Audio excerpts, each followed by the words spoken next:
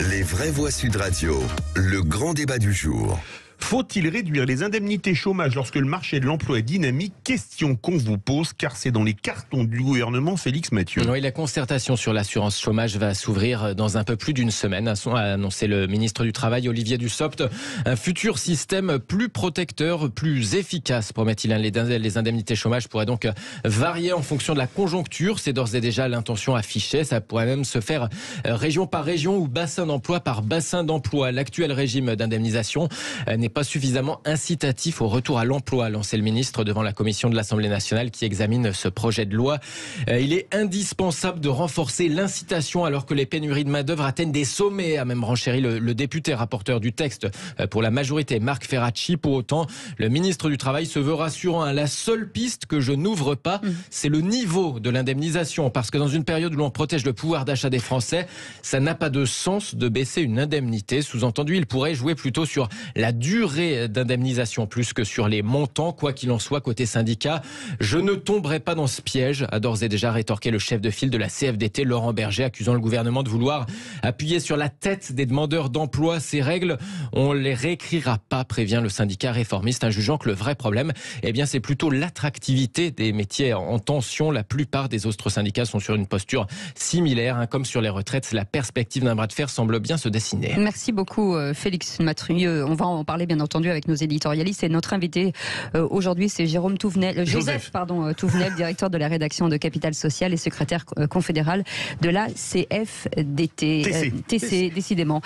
Bienvenue Philippe Bilger, justement sur cette... Très rapidement, évidemment le contrôle de Joseph et de mes amis chroniqueurs, mon premier mouvement, c'est toujours celui qui me guide apparemment par une sorte de bon sens, qui ne m'est pas naturel tout le temps. Ça, on l'avait constaté. Mais là, c'est quelque chose qui me semble évident d'abord, mais ensuite je réfléchis et je me contredis peut-être, en tout cas je tente de penser contre moi-même.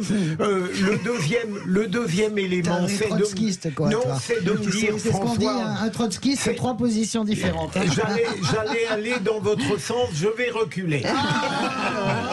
Je retirais ce que j'ai dit, Le deuxième élément, c'est je me demande s'il est légitime de penser que même dans une situation économique favorable, un chômeur, c'est par mauvaise volonté qu'il refuse de trouver un travail. Et dernier élément, alors que je ne suis pas profondément progressiste, je suis un peu gêné par comment dirais-je, de la même manière qu'on ne tire pas sur une ambulance, il me semble que cette volonté un peu globale de s'en prendre aux gens qui n'ont pas d'activité pour les pousser avec une épée dans le rein, c'est un peu nauséeux, si j'ose dire. Françoise Degois, oui, on est après loin Léon Trotsky. Oui, on est loin de la République sociale, si vous voulez. D'abord, je rappelle que le chômage, c'est pas un droit, c'est pas une obole, c'est quelque chose pour lesquels la plupart des gens ont cotisé pendant de longues années, justement pour pallier ces accidents de la vie et ces instants.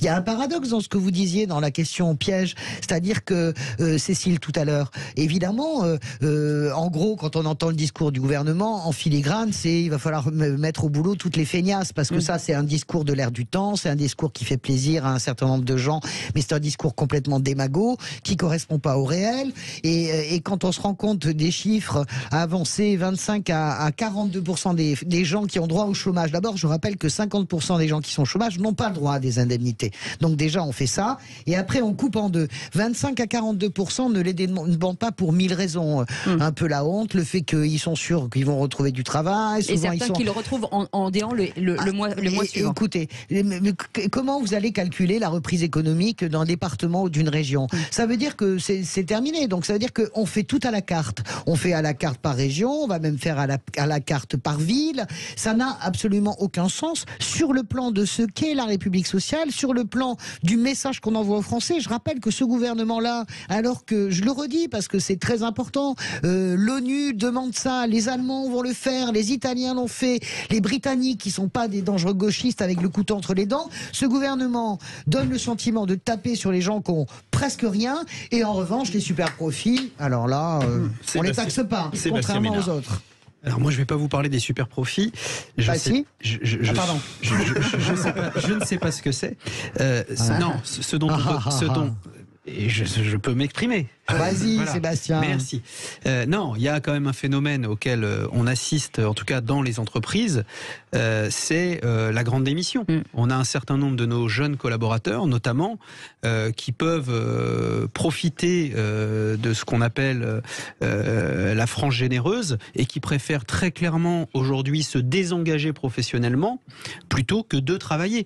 Alors, il y a effectivement, je suis d'accord avec toi, chère voisine, des tas de gens qui sont dans la misère, dans la peine, dans la souffrance, et qui ne sont pas d'ailleurs des allocataires. Voilà, Ouais, ça, je suis complètement même pas d'accord. du RSA, Je suis complètement d'accord avec toi, mais en même temps, il y a aussi toute une frange générationnelle de jeunes gens, parfois bien formés à l'école républicaine, qui font le choix de ne pas travailler. Et donc, effectivement, moi je ne dis pas qu'il faut réduire les allocations chômage, mais il faut les moduler. Voilà, il n'est pas normal qu'à un moment donné, on ait des jeunes gens qui se disent, qui aient cette liberté de dire, finalement, je vais vivre au crochet de la société parce que ça m'emmerde d'aller travailler tous les matins. Mais tu connais tu sais combien gagne quelqu'un au chômage, honnêtement, qui a fait des CDD, etc. Il est à 400-500 balles par mois. Non, mais je dis pas ça. On a des jeunes cadres aujourd'hui qui, moi j'en ai dans mon entreprise, qui gagnaient 3 000 € net par mois, qui, à un moment donné, au bout d'1 an et demi, 2 ans, se disent je suis en transition, ça m'emmerde de me réveiller tous les matins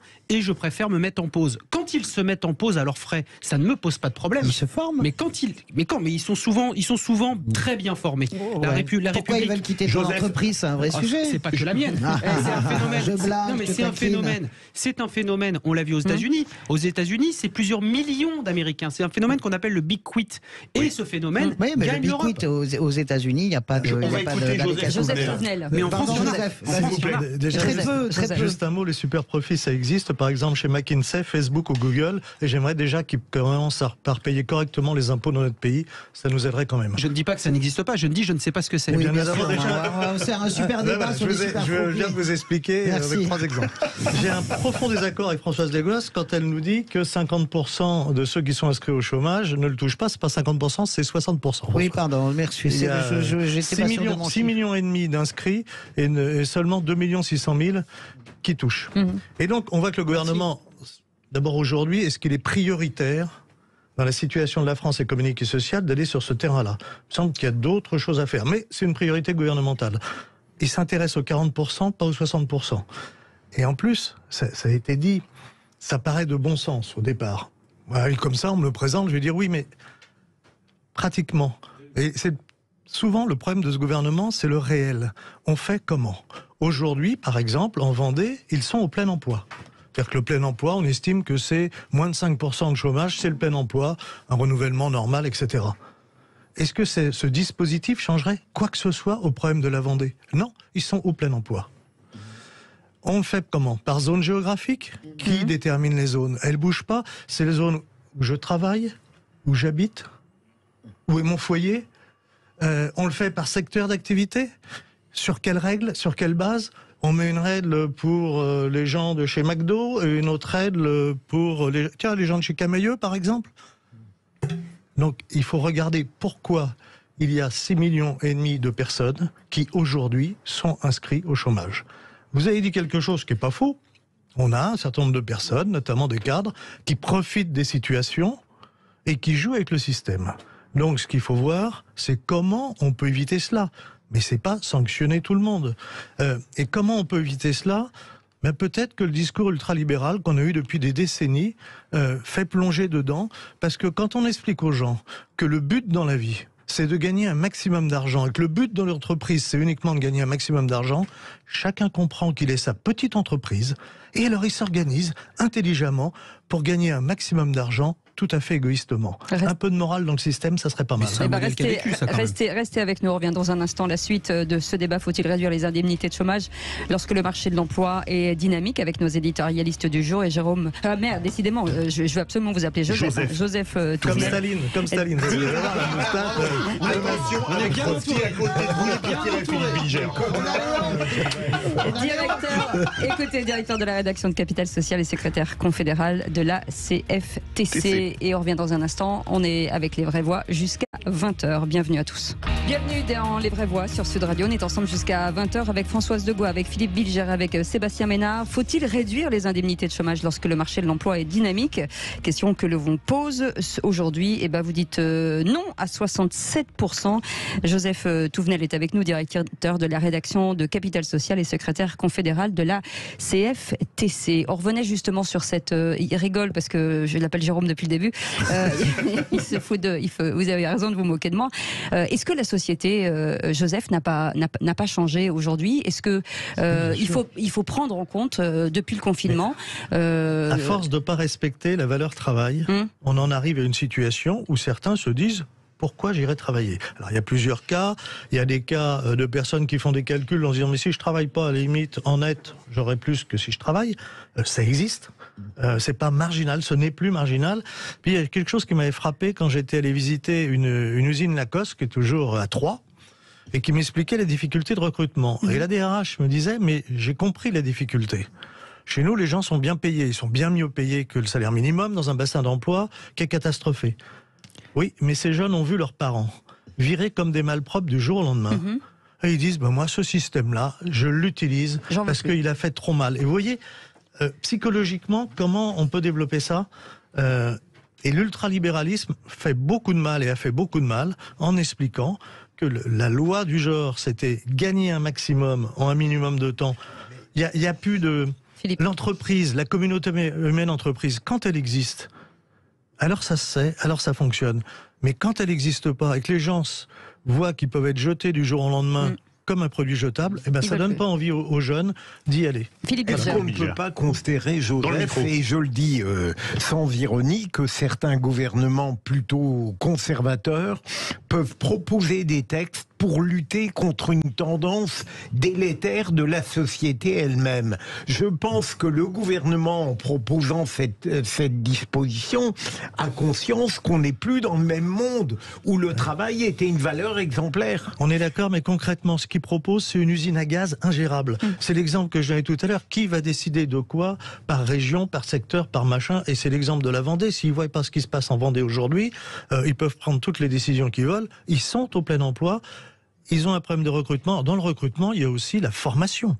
C'est le problème d'Airbus qui n'arrive pas à trouver des soudeurs. Ça fait des décennies que ça dure, et ça fait des décennies qu'on ne forme pas plus de soudeurs spécialisés qui seraient bien. Donc il y a ce problème-là.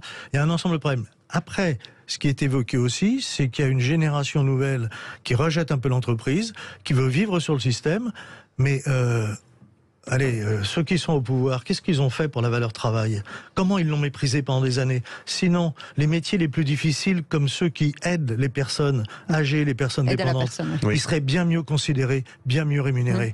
Qui commence par relever les salaires et les conditions de travail des métiers les plus difficiles? Et la logique s'enclenchera aussi. Françoise Degois. Oui, moi je pense qu'il faut prendre le problème dans cet endroit. Et puis je le redis, cette génération qui arrive, elle n'a pas les mêmes... C'est pour ça qu'on ne peut pas la juger avec notre regard. Elle n'a pas du tout les mêmes aspirations. Ça ne veut pas dire qu'elle est fainéante, ça veut dire qu'elle aspire à vivre autrement. C'est vrai que le travail, la carrière professionnelle n'est peut-être plus au centre. Il y a d'autres choses. Il y a une volonté probablement de s'épanouir beaucoup plus. Ça ne veut pas dire que ce sont des fainéants. Ça veut dire qu'on est... Mais non, ça veut dire que nous rentrons dans un moment où la création de valeur ne va plus être simplement comptabilisée à travers les produits manufacturés. François, c'est quand même... Est-ce que vraiment, je le dis parce qu'il faut quand même que... si tout le monde fait ça, Françoise, si tout le monde fait ça en disant oui, mais la société ne convient pas, je ne travaille pas. Du tout ce que je dis, Cécile. Ces mômes, ils trouvent leur place différemment. Ils trouvent leur chemin différemment. Ils ont une façon de fonctionner qui est que moi, j'ai toujours été très, très étonnée. Quand j'ai recruté, il y a quelques années, des jeunes journalistes, leur desiderata était incroyable par rapport à moi quand j'ai commencé à France Inter, où je bossais le week-end. Je posais aucune question, c'était oui tout le temps. Et j'entendais ces mômes qui sortaient de l'école, qui disaient moi je veux ça, ma femme a eu un enfant, je veux pouvoir l'élever, chez nous on fonctionne. Et ma première réaction, c'est une réaction de vieille conne, c'est-à-dire oh là là, vraiment, c'est cette jeunesse. Changé, hein. Non, pas du tout. C'est cette jeunesse qui veut rien foutre. Et puis j'ai écouté. Et je me rends compte que leurs valeurs fondamentalement, bien sûr, c'est une valeur différente. Ils envisagent l'existence différemment. Oui, mais comment on fait si ils ont des exigences et que la société mais ils créent suit leur pas. propre, On fait comment ils créent leur propre chemin. Moi, je suis d'accord avec Joseph. Regardez comment les salariés de tous les pays ont été traités. Regardez l'exemple qu'on a donné. Moi, quand je bossais au ministère, toutes les semaines, il y avait des entreprises familiales de bassins qui s'effondraient. On traitait, alors on fait des plans sociaux, etc. On traitait les gens, on les a traités comme de la bouse. Et la réalité, si vous voulez, c'est que chacun veut envisager sa vie. C'est pas du tout égoïstement. C'est on crée des valeurs, mais différemment. Voilà. Il n'y a pas une minorité qui glandouille. Jamais. Si, bien sûr. Il n'y a pas une minorité qui glandouille, Françoise. Mais il y a probablement une minorité qui glandouille. C'est pas négligeable. Mais d'accord, mais ça veut dire quoi qui glandouille? C'est quoi? Qui n'a pas cette conception de la vie que vous en obligez? Mais bien sûr, je ne l'en oublie pas. Sébastien, C'est la réalité de l'existence. Qui finance nos routes, nos écoles, qui rémunère mieux nos aidants, nos soignants, si personne ne veut bosser ou si. Mais arrêtez de dire que personne ne veut bosser. Vous êtes en train d'expliquer que la génération qui arrive ne veut pas bosser. Ça n'est pas vrai. Ça n'est pas vrai. En tout cas, elle veut pas se faire chier. Elle veut bosser à ses conditions. Oui, mais le résultat Et moi, je pense que on est en train de faire passer pour, je dirais, celles et ceux qui sont réellement altruistes, qui disent qu'on a besoin d'un effort collectif, pour de villes individualistes, qu'est-ce que totalement faux. Et c'est justement cette jeune génération qui aujourd'hui décide de démissionner plutôt que de s'engager, pour des raisons qui sont tout à fait respectables, mais qui ne servent pas le collectif. Non, mais et qui ne servent pas la collectivité, qui ne servent pas la République. Ils vont la servir ailleurs, vous savez bien. Joseph, je termine. Vous savez très bien, ils vont la servir autrement. Vous savez très bien sur quoi travaillent tous les économistes aujourd'hui, sur la nouvelle création. Le PIB d'un pays, ça ne peut plus être simplement les produits manufacturés qu'ils fabriquent ou les services, etc. Écoutez le monde, comment il bouge. Écoutez-le, ça ne veut pas dire qu'il bouge moins bien. Si c'est sur le chômage, puisque c'est le sujet, s'ils démissionnent, ils n'y ont pas droit. Bien sûr, ils n'ont jamais droit au chômage. Mais on connaît, mais vous êtes chef d'entreprise, vous savez très bien comment ça fonctionne, la rupture conventionnelle. Non, c'est pas vrai, elles sont de moins en moins acceptées, les ruptures conventionnelles. Mais là, vous êtes en train de me dire qu'un chef d'entreprise qui signe quelque chose, il signe n'importe quoi. Non, ces chefs d'entreprise-là m'inquiètent. Je ne dis pas qu'il signe n'importe quoi, mais quand vous avez... C'est un accord. Il y a des accords. C'est un accord. Mais quand vous avez effectivement des collaborateurs qui, quelque part, empêchent le collectif d'avancer, qui sont dans un entre-deux, la plupart du temps... Une entreprise est une société humaine. Il y a des bons salariés, des mauvais salariés. On va trouver dans une entreprise... Comme il y a des bons patrons, des mauvais patrons. Absolument, comme il y a des bons patrons. Et il y a toute la gamme intermédiaire. Mais là, le sujet du projet gouvernemental tape à côté de la plaque. Par exemple, intéressons-nous de très près à la recherche active d'emploi.